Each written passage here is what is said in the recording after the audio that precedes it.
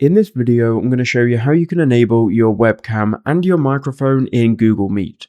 So on Google Meet, you've either been invited to a meeting or you're hosting your own meeting, but I'm going to show you here how you can enable your webcam and mic so you can speak to other people. So what I'm going to do is I'm on Google Meet already. I'm going to go to new meeting and we'll start an instant meeting.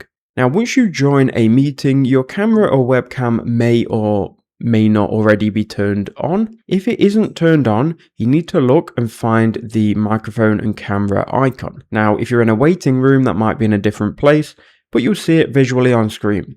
Go ahead and click on the microphone to start with, and it will probably give you this pop-up and it will ask you, do you want to give permission to Google Meet? We can then click use microphone and camera, and you can either allow it for every time or you can allow it this time only. I'm going to click allow this time, and then it should open up and you should see here when you speak, the microphone will start working here. You'll have this audio waveform which should go up and down when you speak. Same for the camera. If you click turn on, it should then here open the camera.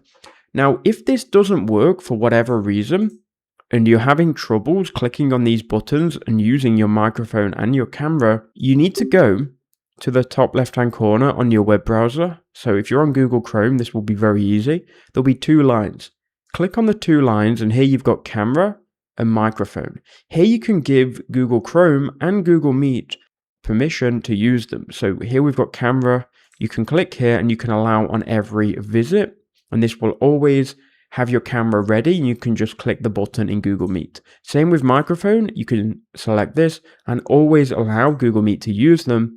And then once you're in the actual meetings, click on the microphone and camera icons in Google Meet and it will then be working. So that is how you can do it, and some problems that you may need to troubleshoot. Thank you for watching.